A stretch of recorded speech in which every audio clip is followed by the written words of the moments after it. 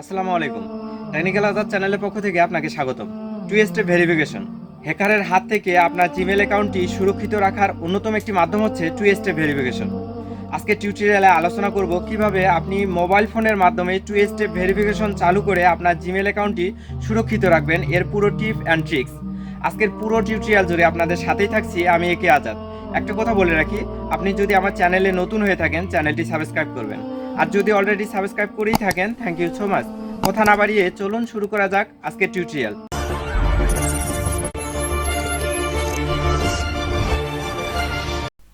Two step verification চালু করার জন্য আপনার মোবাইলে জিমেল অ্যাকাউন্টটি লগ ইন করে নিতে হবে।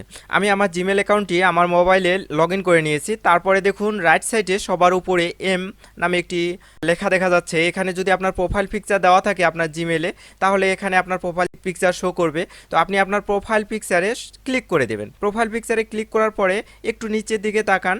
এখানে হচ্ছে আমার নাম দেখাচ্ছে, অর্থাৎ ইমেলটির নাম দেখাচ্ছে, এবং নিচে দেখাচ্ছে ম্যানেজ ইওর গুগল অ্যাকাউন্ট। দেখুন ম্যানেজ ইওর গুগল অ্যাকাউন্ট।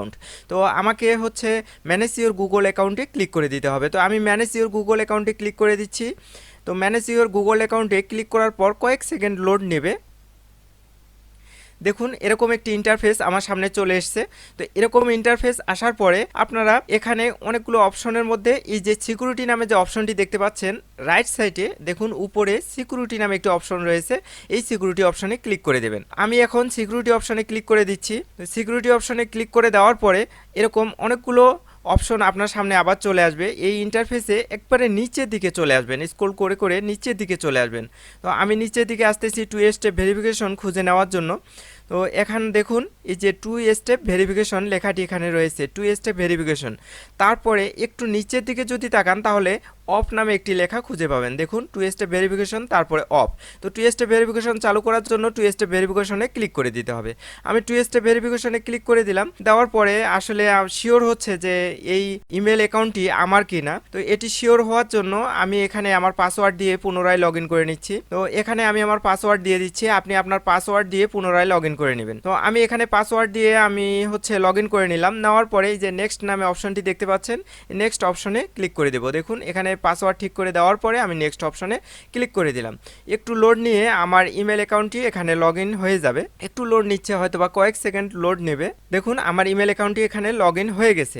এখন হচ্ছে টু স্টেপ ভেরিফিকেশন চালু করার জন্য আমাকে রিকমেন্ড করতেছে যে আপনার এই ফোনে টু স্টেপ ভেরিফিকেশন চালু হবে এই নাম্বারে। আমি হচ্ছে এই নাম্বারে টু স্টেপ ভেরিফিকেশন চালু করব, অন্য কোনো নাম্বার নয়। তো দেওয়ার পরে এখন বলতেছে যে আপনি হচ্ছে ফোনে কলের মাধ্যমে নেবেন না হচ্ছে টেক্সটের মাধ্যমে কোডটি নেবেন। তো আমি দেখাই দিচ্ছি যে আমি টেক্সটের মাধ্যমে নেব। তারপরে হচ্ছে সেন্টে ক্লিক করে দেবো। দেখুন এই যে টেক্সটে আমি ক্লিক করা অবস্থায় নিচে সেন্ট নামে অপশনটি রয়েছে, এই যে সেন্ট অপশনে ক্লিক করে দিচ্ছি। তাহলে আমার এই নাম্বারে একটি কোড আসবে 6 ডিজিটের। তারপরে হচ্ছে আমি ভেরিফিকেশন টু স্টেপ ভেরিফিকেশন চালু করতে পারবো। তো আমি সেন্ট কোডে ক্লিক করে দিচ্ছি। টেক্সট ক্লিক করা অবস্থায় আমি সেন্ড কোডে ক্লিক করে দিলাম। এখন দেখুন আমার হচ্ছে 2-3 মিনিট অলরেডি হয়ে গেছে, আসলে কোডটি নর্মালি আসতেছে না। যদি এরকম আপনার ক্ষেত্রেও হয় তাহলে রিসেন্ট কোড, দেখুন এই যে রিসেন্ট অপশনটি রয়েছে, এখানে যদি ক্লিক করে দেন তাহলে তারা আবার কোডটি প্রেরণ করবে। আমার 5 মিনিট ক্যামেরার বাইরে চলে গেছে, তারপরেও আমার কোডটি আসেনি। তাই হচ্ছে আমি রিসেন্ট কোড, এই যে রিসেন্ট অপশনে ক্লিক করে দিচ্ছি।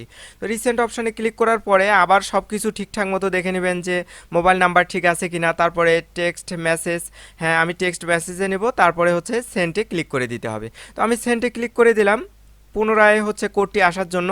হ্যাঁ এবার কিন্তু আমার ঠিকঠাক আমার কোডটি চলে এসছে, 6 ডিজিটের কোডটি, যার মাধ্যমে আমি টু স্টেপ ভেরিফিকেশন চালু করতে পারবো।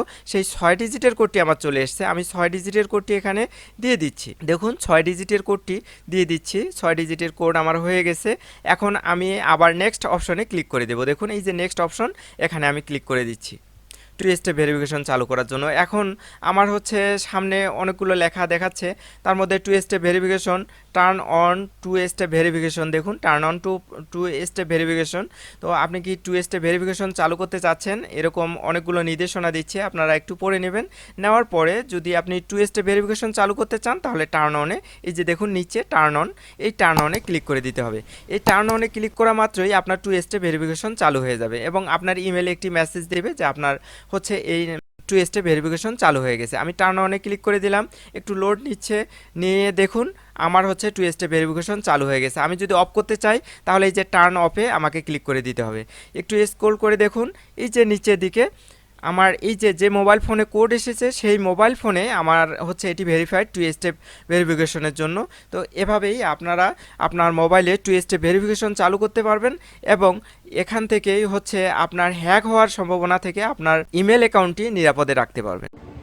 আজকের টিউটোরিয়ালটি যদি ভালো লেগে থাকে চ্যানেলটি সাবস্ক্রাইব করবেন, লাইক কমেন্ট শেয়ার করে বন্ধুদের দেখার সুযোগ করে দেবেন। ভালো থাকবেন, সুস্থ থাকবেন এই প্রত্যাশায় শেষ করছি। আল্লাহ হাফেজ।